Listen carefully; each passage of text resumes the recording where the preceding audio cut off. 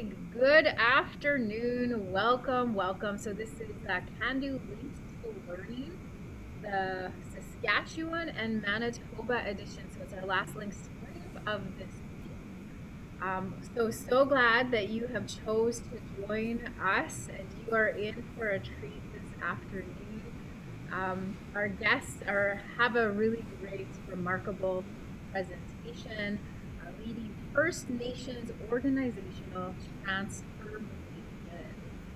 Um, I'm going to just give a little introduction to today's presentation. You will be introduced to the concepts of leading First Nations organizational transformation. This workshop will explore the critical ingredients that support organization transformations, starting with cultural revitalization, values-based, vision-focused leadership, organizational development, which is including cultural revitalization, organizational learning, organizational design, and supportive interventions. I was so honored this week to be able to sit through this workshop 2 times. And let me tell you, each time I walked away with a couple of different gems, and it's just a great presentation. So I'm really looking forward to listening again. What will my takeaways be today? You'll just have to wait and find out at the end of this hour that we're going to spend together. So the outcomes for today is understanding the importance of values and vision-focused leadership and the importance of culture. Understanding what organizational transformation is, understand systems of thinking and organizational development, and understanding the processes that support organizational transformation. And there's a whole wealth of information that falls under that umbrella. We are in really great hands. So it's my honor to introduce Laara, Iqlanis, and we have Justin joining us this afternoon as well. So they're with Cardin Consulting. So Laara had established this company in 1997. So she's been doing this work for many, many moons, as she has such a wealth of knowledge to share with us this afternoon. So she is just remarkable. I've had the honor of knowing her for about 6 months now and being able to sit in her workshops and really taking in and being challenged, being inspired, being empowered by what she has to bring to the table in these conversations. And Justin, he's usually behind the scenes, but today he's stepping out in the spotlight, and we are so honored that you are here as well. So thank you all for joining us. Get your notebooks ready, open up that mind and that heart, and come with questions. They are really open to dialogue, and they would love to hear, what you're doing, some of your story, your experience, your questions. So this is a really good opportunity to get that dialogue and conversation happening. This is a safe place. So welcome. I don't think I introduced myself. My name is Michelle. I'm joining from Emiskwichi-Waskagan Treaty 6 territory, and that is Edmonton, and I'm honored to be here. So thank you, and I'm going to pass the mic off to you two. Thank you. Thank you. Hadla isis Iqlanis akte gudne lagan. My name is Laara Iqlanis. What I was saying in Haida is thank you, good people, for being here today. My name is Kunkayas from YaghuJaanas clan of the Haida Nation. And my English name is Laara. My clan name that I have decolonized myself with a few years ago is Iqlanis, and Michelle did a great job pronouncing it. It's taken a little bit of time because it is a lot of letters in there. I think I've got 6 A's in my name, but it is proudly born our clan name. So I've been doing this work for about 25 years, starting with business and economic development for the 55 Coast Salish nations. I did that for several years, moved on and continued to be asked in supporting nation development, wanting to myself look at how I can best serve, and continued my own study in terms of informal study, working with some of the best economic development people in North America, and then also doing my own formal study in getting my master's degree in leadership, and then also having my sights on an Indigenous doctorate through Victoria University. So still working on that path and learning myself, but have a lot of information over the last 25 years I'm honored to share with you and be here today. So thank you so much for allowing us to serve in this way, and I'll let Justin introduce himself. Thank you, thank you. My name is Justin Cronus in English, or Tsila Dung. I'm also from the Haida Nation, like Laara. I have been in leadership and management and training for almost 5 years now in some form or another. And as Michelle alluded to earlier, I have a history of behind the scenes with IT and support management work for almost a decade now, which is hard to believe, especially considering how young I look.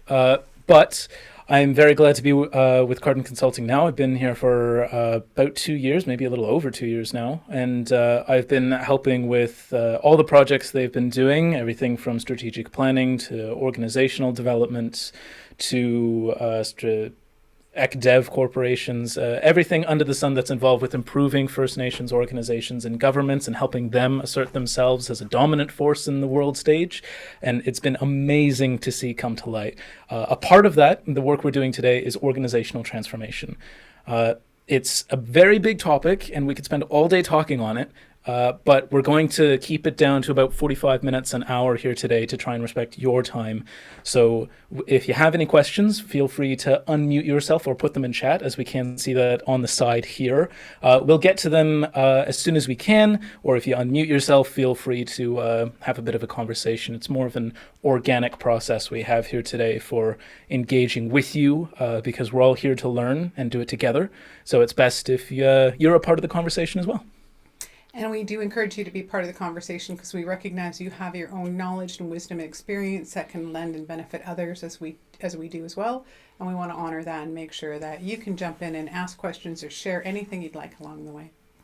So in terms of what we're going to be looking at today, we're looking at organizational transformation. And that we didn't acknowledge our territory. I love having this slide because it reminds me of those things I have to do. So we are coming to you from the shared territories of the Tsleil-Waututh, Musqueam, and Squamish peoples. And our contact information is in there. So if you have any questions, please feel free to ask.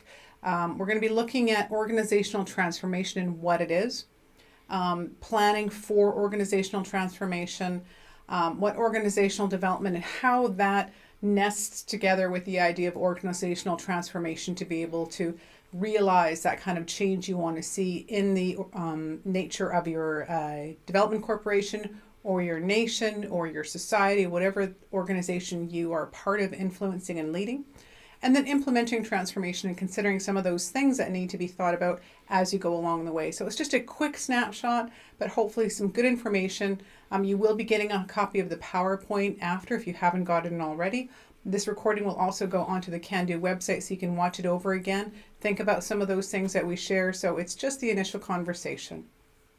So when we first look at organizational transformation, as I just said earlier, it's a bit different from organizational development in that the intent is to be able to change the very nature of organizational or an organization. Similar to a butterfly that we have here, it is completely changing the focus or purpose, the core purpose of an organization. So it moves it from whatever that current state is to whatever that desired future state you wish to realize. It's like change management as a business discipline to create strategic organizational change. So strategic being that you think through where you want to go and create some plans on how you're going to help support that transformation in a collaborative, flexible, empowering way for everyone involved. It's a set of organizational changes designed to transform, again, the nature of the organization.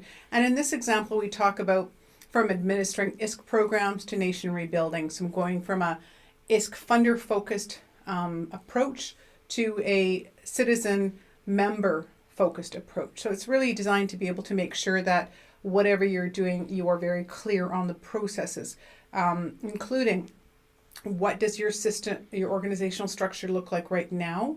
And if you change the nature of your organization, what should the structure look like moving forward? It also takes a look at a whole bunch of other things we're going to share as well as we go down this path. So the very first points we have here are When the nature of an organization is changed, it must start with progressive and strategic-minded leaders, reestablishing the strategic direction of the organization, starting with ID sharing values or id sharing values. Develop a shared vision, considering what is the purpose of the organization and for whom does it work, what must be retained and what must be let go, what is the desired future state of the organization, as well as developing a mission statement, how you get there, reviewing and updating the organization's structure to align with the new vision. That is focused around the basis of what his organization is founded of and founded on. If you don't have good moorings and good foundations, then the organization isn't going to be necessarily what you envisioned, and it may not even serve the dedicated function as it should. Having those shared visions among all of leadership, including management and all of its employees, if everyone is on board with the same idea of what's going to happen and how it's going to happen, that improves everyone's motivation to be a part of it and inclusiveness in the project. And just taking a look at those foundations again, as we were talking about with what Justin said, one of the most principal areas that we always start with is identifying the shared values. And for myself, I've did that as a part of my study in my master's degree, but also did additional study to get a level 2 CTT certified from the Value Center based in the UK. It's an international organization. And large organizations like Google, IBM, all of these ones are talking about how to be values-based leaders, meaning that we understand and respect what's important to other people, and we have those purposeful conversations and design our organizations around those values, which means that it unlocks the potential of people to engage and be a part of the same work in a very, very deep level. And it unleashes their capacity and their potential and their passion to do the same thing. So we always do start with identifying shared values, which is a process in and of itself, by sitting together and talking about and documenting in a very clear, precise way, what are those values? What are they called? And ideally using your own language to be able to take a look at what the function of whatever organization you're talking about. Let's, for example, talk about a economic development corporation. What are the values and what do they mean? So you can have someone come in as a CEO, for example, who would understand that, for example, here we have a term, natsumat, which means everyone working together with one heart and one mind. When we take a look at that process, it has implications on how one should behave and how one should work and how the work that should be done by a DevCorp, if that's what's upheld. And it doesn't allow for the opportunity, for example, for someone to come in as a CEO to say, okay, it's profit oriented. Okay, we're going to make this much money and maybe at the cost of community, but it's for the DevCorp.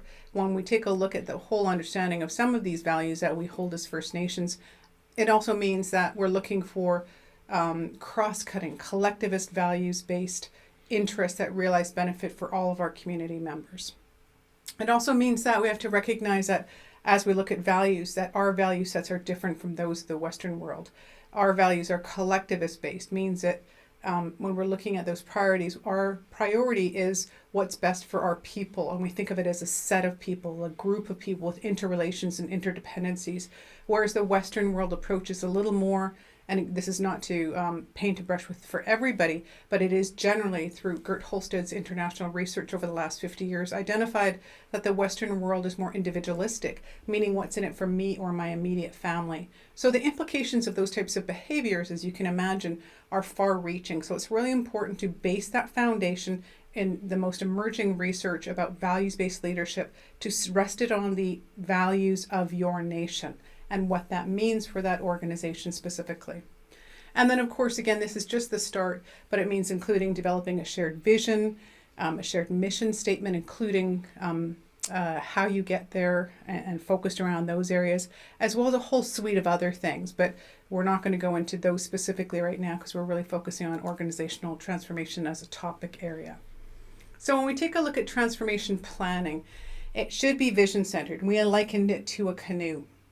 And the canoe should have an understanding of where you're heading and that feedback back and forth from that leadership vision of the path forward to the people who are doing the work within the canoe, to the people who are at the very back doing the double checking to make sure you're on track, the team's working together, you're getting the outcomes you want to see realized from your collective effort.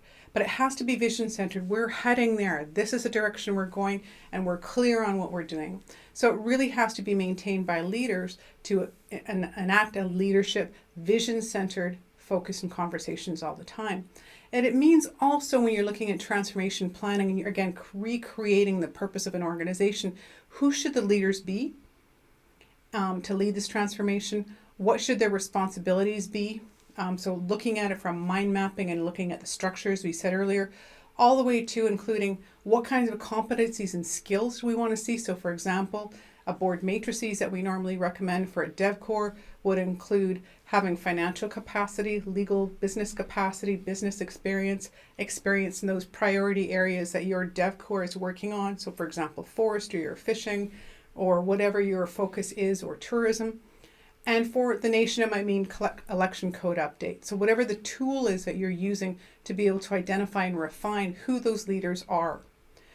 How do these leaders fit within the structure? And again, what does the structure and what are the supporting systems to that structure that ensure accountability and reporting and feedback from members? So that systems approach that looks at your system as a whole, but also a good governance approach, ensuring that you have a democracy that's functioning well. Even if you're a development corporation, ultimately those assets that you're using as a DevCore are the shared assets of the members, which means that you have a responsibility to report back to them as well. And how does that system work? So making sure you focus on the systems, policies, and procedures that support this. And thinking about the system too, what's taking away from it and how can that be resolved to improve your efficiency. And that can include things that a lot of Western organizations are more familiar with, such as governance policies, but that can also include things like CCPs, comprehensive community plans. That can also include direct engagement with citizens on a one-to-one basis. Usually First Nation communities are much more tightly knit than a large, Fortune 500 company. And we can use that to our advantage rather than have it be, oh, we're so small. That's a benefit in a lot of ways.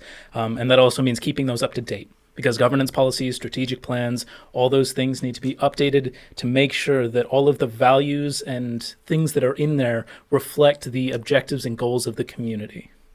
So, and Justin, thank you for that. He prompted me to remember one of many stories I want to share. When we take a look at a small community, for example, a development corporation that transforms what the nature and function of its work is. If we remember back a number of years, and some of you might not remember or be too young, but I remember when Member2, about 15, 20 years ago, sought ISO certification to have all of their work done in a proactive way to outline the policies and procedures on how they do the work that they do for their DevCore. In doing that, they realized ISO certification and welcomed the world to do business with them, and they've never looked back. And this small community of 300 people, by changing the fundamental nature of their organization and focusing on it from a systems perspective, became an international global player. So much so that last year when the fishing issue on the East Coast became problematic with the lobsters, their neighboring nations were suffering with this challenge. They had enough gravitas, enough capacity, enough power within their development corporation to look at that system and look at that problem and bought the company that ruled that area. So they were powerful enough to say, that's not good. We want to be a part of that and we can do something to make a change. We'll put in, I think it was $25 million, and they bought the biggest company where the encumbrances were for the fishing area. And granted, those issues logistically or jurisdictionally are still being played out, but they are a fraction of what they were before, because Member2, a small community of 300 people, changed the nature of their organization to become an international player through systems thinking and policy approaches to buy the largest fishing company on the East Coast and make a problem that could not be resolved for more than 3 decades disappear like that because they just bought it. It's just an amazing story, and they continue to be role models in Canada.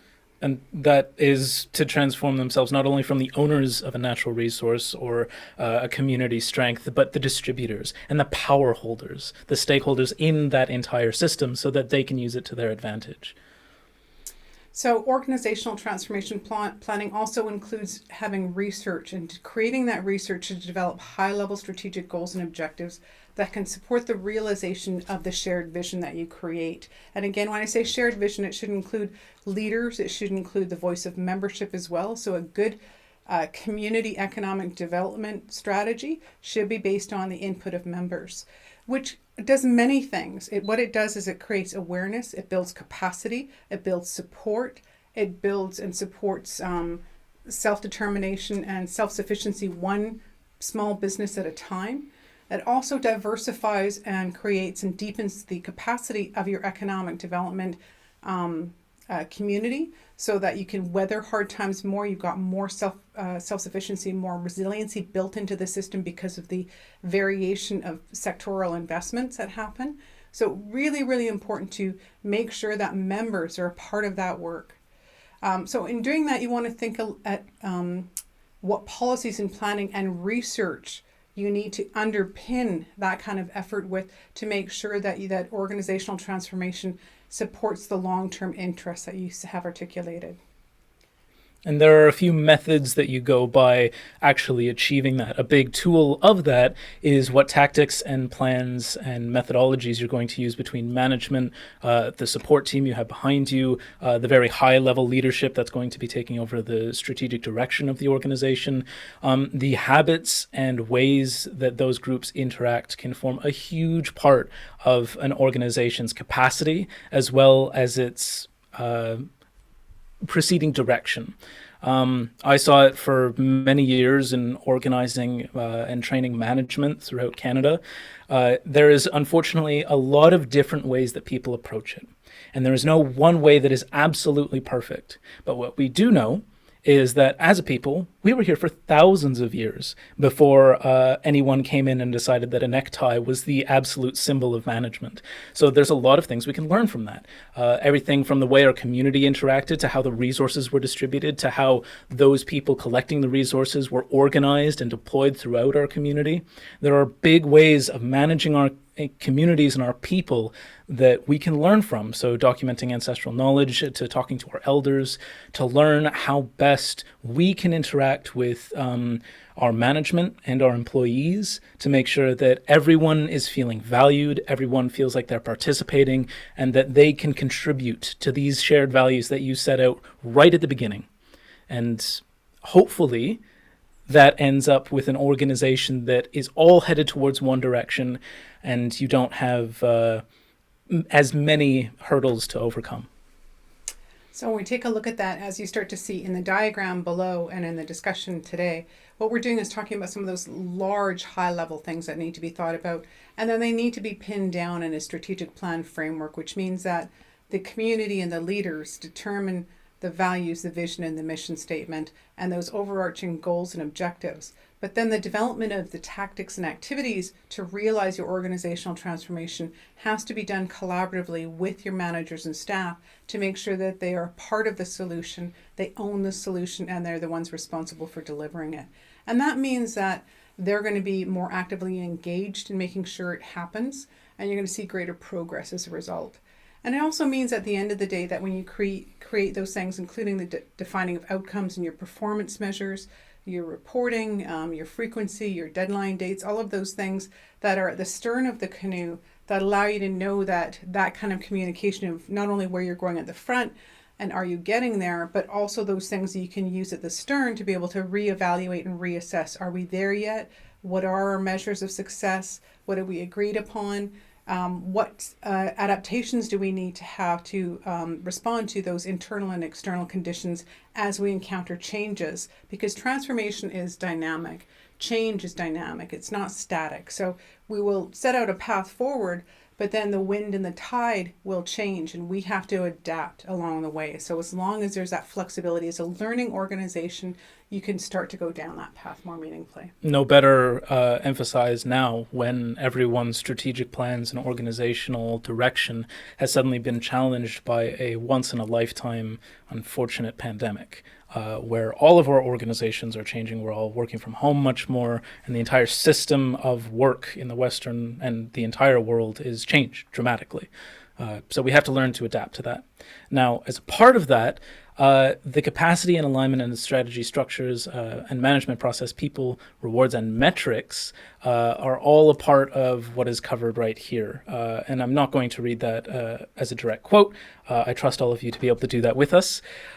Now, that does touch on a few points. I want to start with one, and the reason I really like putting this one out is because when we take a look at organizational transformation, is those large overarching ideas, but what supports it is the organizational development. And I really wanted to include in here Kurt Lewin's approach, because he is the father of organizational development, and his ideas came from being a psychologist, a very famous one, a humanist, which I love, and you can see in all of his work. He's an applied researcher, meaning he, like us, did our work in the field, and a practical theorist, and founded organizational change. So we're going to talk about that today. Action research, which is a fundamental method of approaching community-led research, group dynamics, and influence leadership research. So as we start to unpack organizational development that supports organizational transformation, we're using that same approach, and we encourage you to take a look at that work a little bit further. So when we take a look at the next piece, organizational transformation being an interdisciplinary study, it's a number of different things. We have a list here, and I'll just go over it in a minute. But the reason I have that weaving is because as we undertake this very complex, dynamic, multifaceted approach to organizational development, to support organizational transformation, it is looking at all those different considerations and thoughtfully working through all those things that have to happen to weave together a community. So it includes, do you want to? Sure. Critical reflection of the organization, ancestral traditional knowledge, current organizational systems, and the environment, internal and external, both included. Understanding organizational personality, attitudes, and beliefs that influence behavior, and that comes to everything from conflict management to making sure everyone is getting along very well. The next point, organizational learning and the iterative design of effective management systems, and transformative values-based organizational development strategies.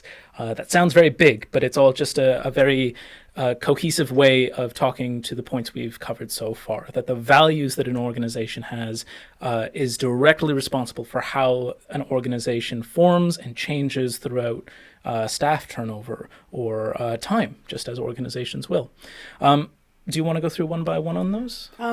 Well, I'd just like to say that when we take a look at this, it really starts to raise the discussion around how it's approached. It's really a holistic approach. And again, what I like about Kurt Lewin's approach is he came from a humanistic perspective, not thinking about us as many have in the Western world over the last 150 years, of us being cogs in a wheel. He thought about us as with souls, hearts, passion, families, part of a community. And so his approach in organizational development as the father of organizational development and organizational change, really, I love this approach of looking at this multifaceted understanding of how we as First Nations exist and our ways of knowing and being in the world, as opposed to these insular, silos of approaching. So this very holistic, it sounds complex, but if you think through and just even pin that up on your wall and think about, as you start to do your planning, what are we doing to consider these areas? What are we doing to think about how we're critically reflecting on the organization and its purpose? What have we done to revitalize our traditional knowledge? What kind of system do we have in place? What's happening internally for us? What's happening externally for us? So these could be the questions that you just leave pinned up to be able to inform your planning to support organizational development as a part of your effort for transforming your organization. But it deals within a very much a humanistic way, recognizing that those people that are in the organization are your organization.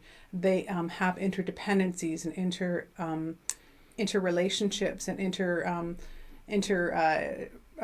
expectations and accountabilities that we can't articulate at this in a small siloed approach. It really has to come at it from a holistic perspective. Very frequently, touching on a couple of those, the way I've liked thinking about this is a lot of the time management and people in leadership will take a look at one of these and maybe forget about the rest, or maybe not have a total grasp on the importance of some of the others. So having a critical reflection of ancestral and traditional knowledge appreciates the past of a lot of the organizations that have come before, as well as the communities that have founded them, and keeps those in mind as you start taking a look at the people that form an organization, both on the leadership and all levels of the organization, and then taking a look at how those people interact. Making sure that there is a understanding of who we are as an organization, again, going back to those values. And then the very last point is making sure we have a plan for how we're going to change. Because it's great to remember the past and appreciate it, but if you don't have a plan for how to actually apply that knowledge, it's just a fun Jeopardy episode. It's a dream. A dream with a vision without a plan is a dream. And so it's really important to give legs to it. So we're going to just move on to some other things we want to make sure that we include in the discussion and your weaving together of your organizational transformation and your nation's effort. To be able to support organizational development, it's built on opportunities for people to function as human beings rather than production resources. Again, it's that humanistic approach, providing members in the organization opportunities to fulfill their potential.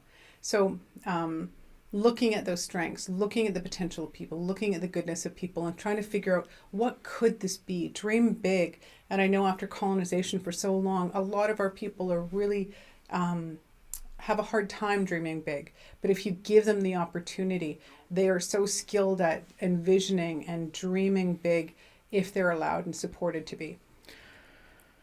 Unfortunately, touching on this point on a little bit of a broader scope than just the individual, for the last, however many hundreds of years now, a lot of communities in Canada and across the world, Indigenous communities specifically, have been compartmentalized into reservations or individual places, and we're kind of chastised. Don't go out of that little square on the map. And that has unfortunately barricaded us into a lot of small thinking. Oh, well, maybe I can run the corner store if I really dream big one day.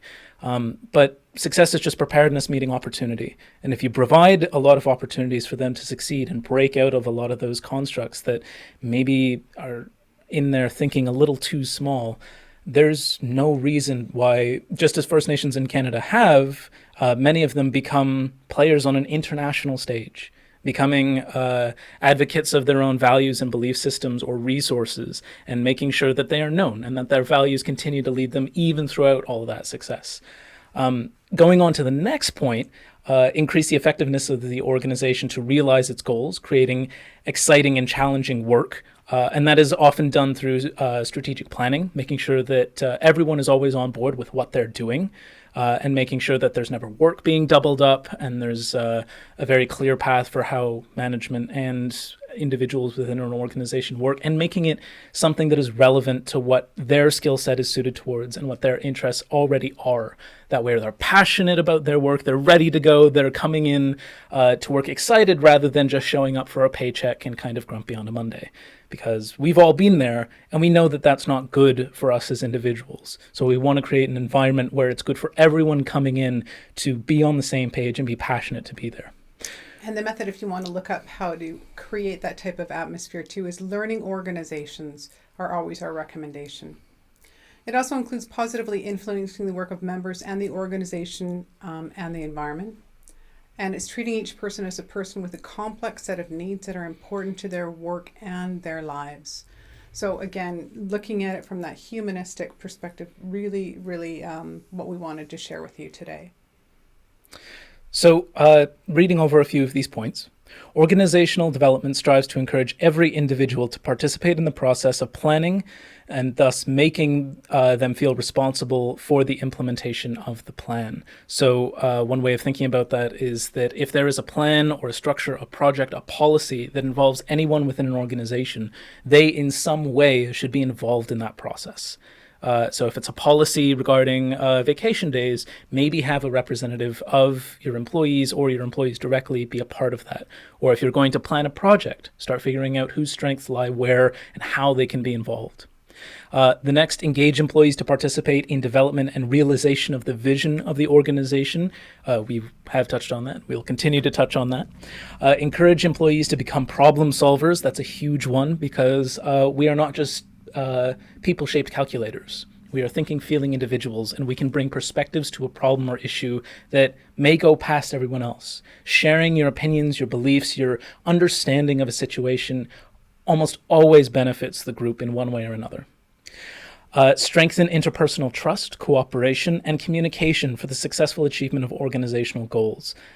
Communication covers a very, very broad area of understanding, but that's everything from interpersonal relationships to how people work together in an organization in terms of flow and project management, to also just the casual interactions and feelings that one employee or one manager will have for another. Having those be positive is very important. And again, influencers to that are policies, incentive systems, those kinds of things to help support those types of realizations of those behaviors. Creating a work atmosphere in which employees are encouraged to work and participate enthusiastically. Again, a learning organizational, supporting professional development, incentives, recognizing and supporting people and celebrating their success for behaviors that you want to see. Replacing formal lines of authority from what we see as the imposed ISK system that doesn't have an assembly process for members to be a part of the conversation and to have their voice in their own government, to one that looks at what are people's strengths around us. We're all equal, and Justin's great at these different things, and Mark's great at these different things.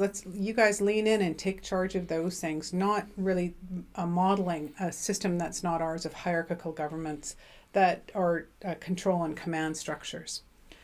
Preparing members to align changes to break stereotypes, to make sure that we've seen in communities where even just coming in and we start to introduce this idea of what is your vision, what do you want to dream about, what do you want it to be in 50 years? And people have even, as a couple of years ago, I've gone into a community where people have said, well, ISK has to tell us that. And I was shaking my head. I was so shocked because their leaders had told them that this was defined by ISK. And so they were still put into this little box. And we changed that by saying, no, your job is to fulfill the needs and interests of your members. And they said, can we do that? Literally, I'm quoting, can we do that? And I couldn't believe it. So we have changed so much in such a short period of time, and still those stereotypes persist. So really important to think about what are those beliefs behind that, and how do we change some of those beliefs for individuals and groups. And creating an environment of trust so employees become the change agents you need in your organization. And trust is built on competency and character by leaders to make sure that your competency to be able to get the work done is supported, but also your character, you do things ethically, fair, transparently, coaching, supportive, learning. And that's a double-way relationship as well, because if management and leadership can trust in the employees and workers of a nation, then there's an obvious benefit. But to the reverse, if an employee trusts their employers to do the right thing by them, they'll feel more comfortable bringing viewpoints, perspectives, recommendations, pursuing greater lines of ambition, so pushing to get that next position within the organization or pushing to improve it, because they know they aren't just going to be squashed down and shuffled under the rug. They're instead going to be valued for that share. Exactly. Now, this all looks very important, and that very tiny text, I promise you don't have to read.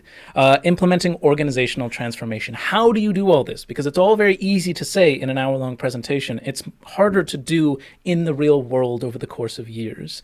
But there's a few starting steps you can take. So I'm going to read this off here. In addition to the research, a key group of leaders and managers are responsible to implement the organizational transformation, which should include creating a sense of urgency, because this is all very well and good, but if it doesn't happen within the next decade, your values will have changed already. The next 2 CCPs will be out, and that work needs to be done for the benefit of the community now, not tomorrow. Forming a committee to lead change, making sure that everyone is involved. Develop and share a vision regularly to inspire change. So that can be at annual general meetings or quarterly meetings, or just making sure that everyone's on the same basis together. Empower employees to implement and the plan to realize the vision. We've touched on that a lot, and we will continue to do so. Plan for and create quick wins to motivate the team. So that doesn't have to be a fireworks display every time someone completes a project. That can be something as simple as saying, hey, really good job. I'm really glad at the way you did this. and encouraging them to involve themselves in that process. I'm really glad of the way you put that little tiny text in the picture so no one can read it. Would you mind doing that for the next 3 PowerPoints we do as well? That way they take hold of the responsibility of making the next 3 things and feel really involved in the project. Maybe that's a bad example, but you understand what I'm saying. Okay, that's what not to do. And so creating those quick wins, that when you're looking at a long-term organizational transformation effort, it's a huge change, again, to moving a nation to nation rebuilding from administrating ISC programs and services. But those quick wins can be everything from developing your own and updating your own bylaws and policies and procedures and membership codes and custom election codes to constitution efforts, or even having people recognize and affirm their vision and their ideas of what they'd like to see in their department or in their community, and recognizing those people that want to be part of a better future. So reward systems, incentivizing and recognizing leaders. We've developed many communities where they wanted to do that and just have a leadership program going on a monthly basis where someone's recognized, whether it's a youth doing an amazing project for school that talks about a beautiful future for our nation, to an economic development officer who did realize all the things that were set out as outcomes for nation rebuilding. So really finding along the way ways to celebrate success. It is the way of our culture, and it's how we did so well for so long, because success breeds success. So when we see others being recognized, we strive harder, and when they're celebrated, we do better. So really important to do that. Keep the dream alive. That's committing to and knowing that we're perfect as we are, but we can always do better. And that's the same in our organizations, that even if we're doing really well, we can always do better. So strengthening your systems, your structures, your laws, your policies, and be change agents all the time and engage in to create those change agents that can support realizing the vision. It also means institutionalizing the change and linking change efforts to positive results, making sure people are living that change you want to see through policies and procedures and reward systems and conversations and behaviors that are in line with what you want to see happening. And of course, ongoing leadership development. Now, when you get this PDF, you can enlarge this screen. We do have a source for it linked in there as well, that you can go in and look at some of the smaller text in there. That's really something for you to read after the fact, but gives you an idea that there's more there that you can look into. Now, the stages of organizational change and transformation come in a few different steps. So phase 1, unfortunately, is denial. There is the feeling that, well, we can't possibly be wrong. We've survived up until now. It must be correct. And that's a very natural human thing to do. We naturally tend to gravitate towards those things which have revealed to have worked for us in the past, because they know they work in some way. So it's kind of choosing between the lesser of two evils. If you feel like you have to choose something, most people are going to choose what they're familiar with.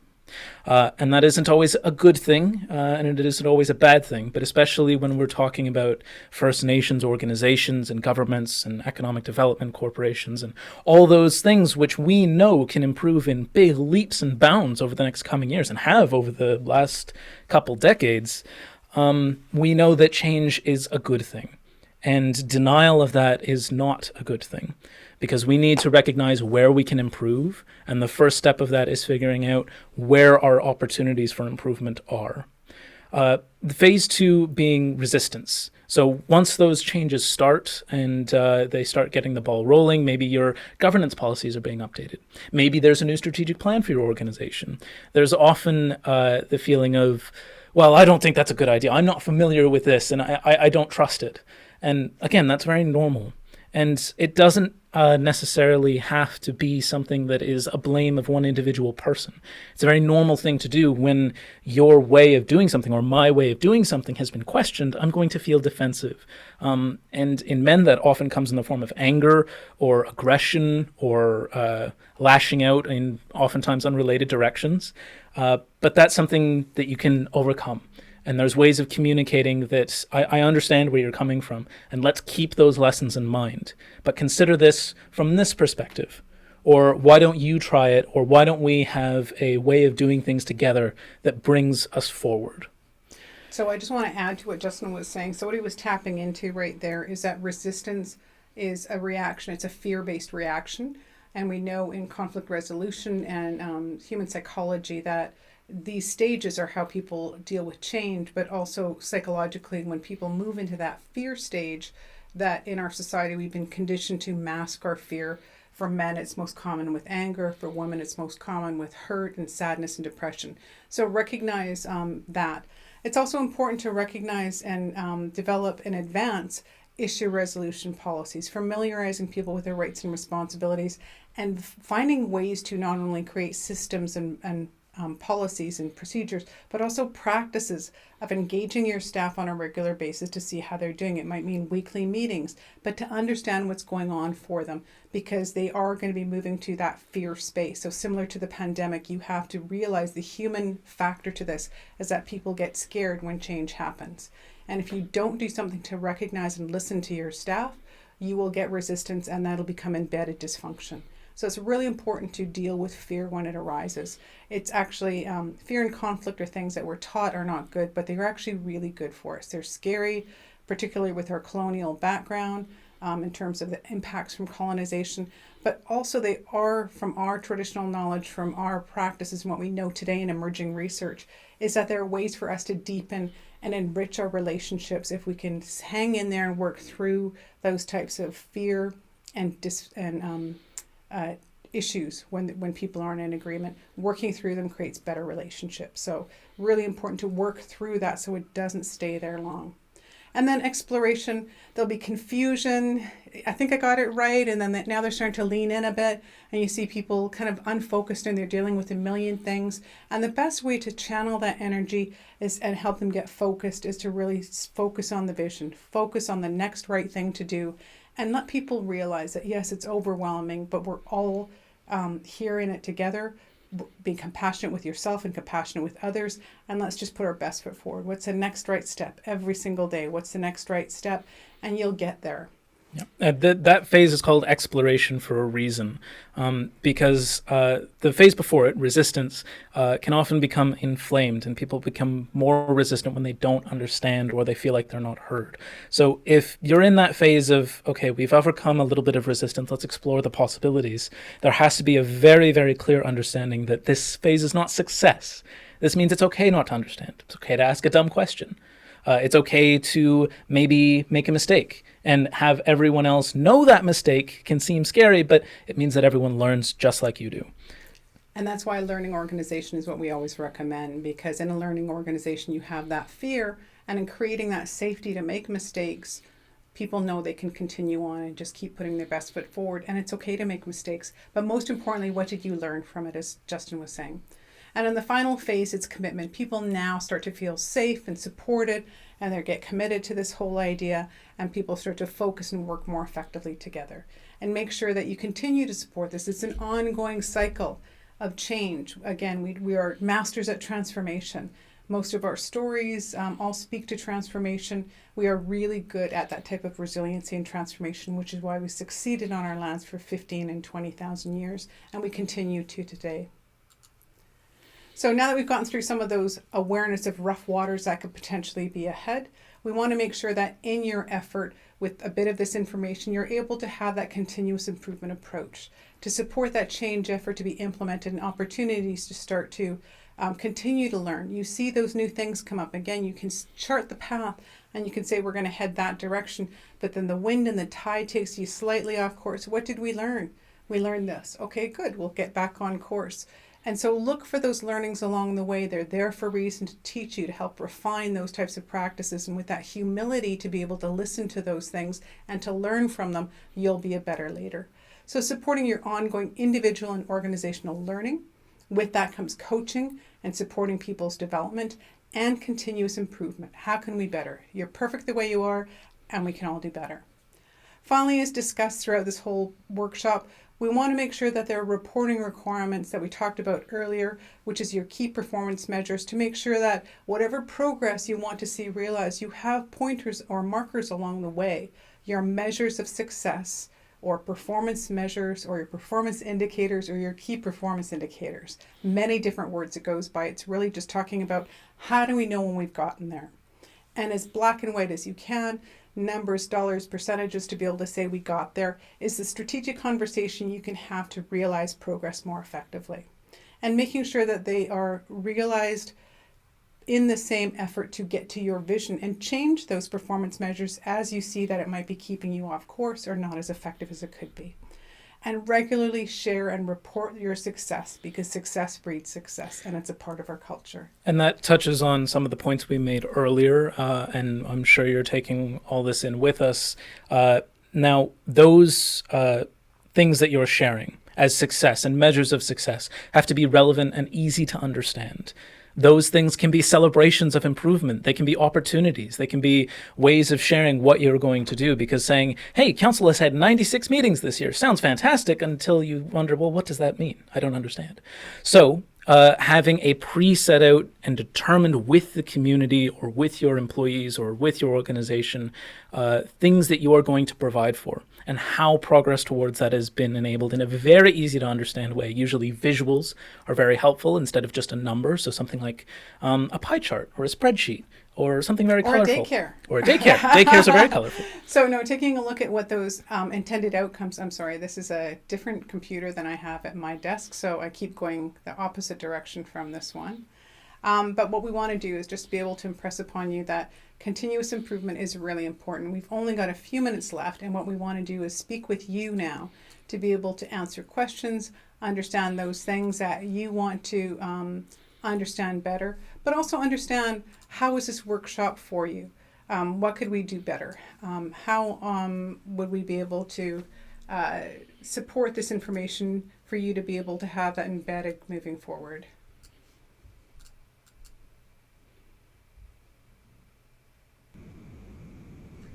Well, thank you so much, Laara and Justin. Oh, again, I have some takeaways today, but Charlotte, let's go to Charlotte and ask if you have any questions, any comments. I don't really have any questions, but I just wanted to say that I found it very interesting, and I think every leadership, every elected leadership, chief and council especially, need to take this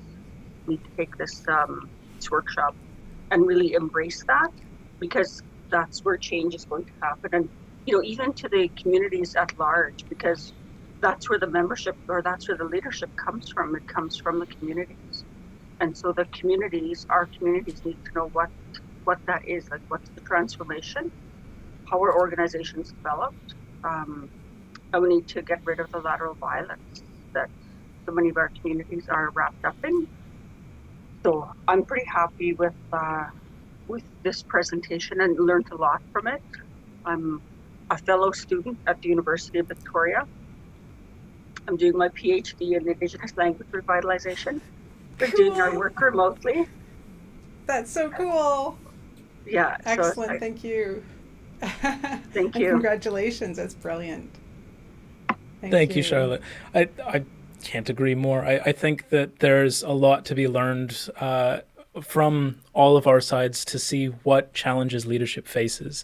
Getting that out there would be very important. Yeah, thank you. And Michelle, how was it today? Your third session in this. My third session. I could use a 4 to let me done in 4s. But no, it was really good. What really resonated, what spoke to me was you said this a couple of times actually, that we are perfect, but we can always do better. And to me, that speaks growth, right? And so we're always growing. We should always be evolving. We should always up that level.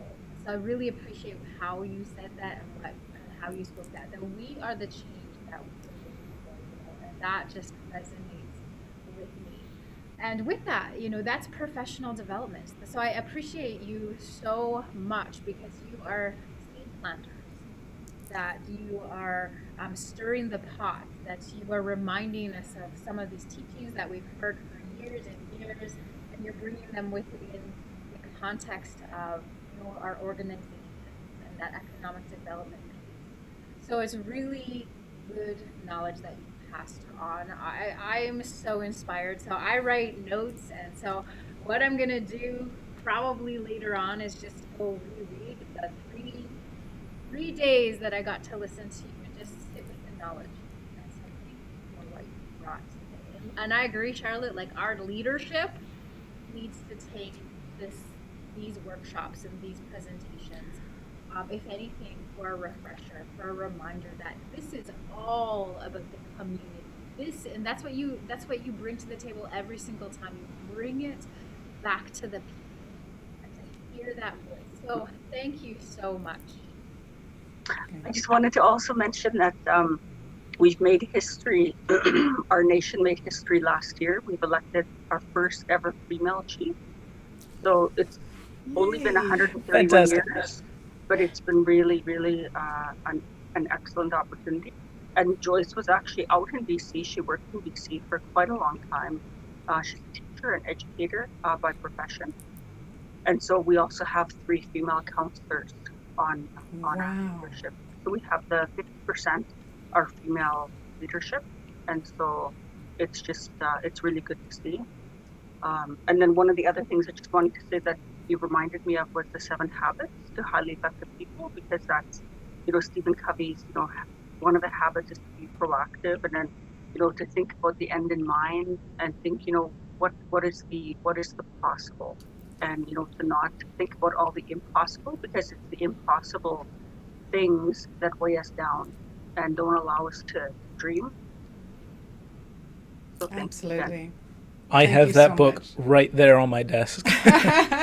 It's what I find fascinating is every good leader has their own way of striving for more, striving for better, whether that be a skill set or an understanding. And it's not so much that one specific book that I think has every answer on the face of the planet. It's that it's so popular, meaning that people want to improve. Leaders want to find better ways of doing things. That means they'll seek out additional training. They'll work towards better organizations. And that's something we so desperately need nowadays that I have a feeling we're going to see some major improvements in the coming years, and I cannot wait to see them. Yes. You can pick it up anytime. It has different meaning every time you pick it up, because you're at a different juncture in your life. You never stay in the same place doing the same thing. So exactly. I really like that. Yes. Thank you so much. It was a lot of fun. We really enjoyed doing this workshop with you and hearing your story and perspective. And hopefully I'll see you at Victoria at one point. And we'll hopefully see and have our paths cross again soon. Especially Michelle, thank you so much. And hoping you can close us off in a good way. It'd be my honor. Thank you. Give thanks for the gift of this moment. This day, we give thanks for our relatives, our chosen family. We give thanks for the sacred waters, for this beautiful land that has been given to us, for the animals, the birds. I think of the rabbits that I see around my place. So we have been given so many gifts in our day. So Creator, we just press pause and we take a moment and acknowledge all the beauty, all the goodness that surrounds us. And we thank you for all that is. Help us to walk in a good way. May we carry our truth. May we carry the teachings that have been passed on to us. Hi. Thank you so much. Thank you. Hope you see you again soon, and enjoy the rest of your day. Bye now. Bye-bye.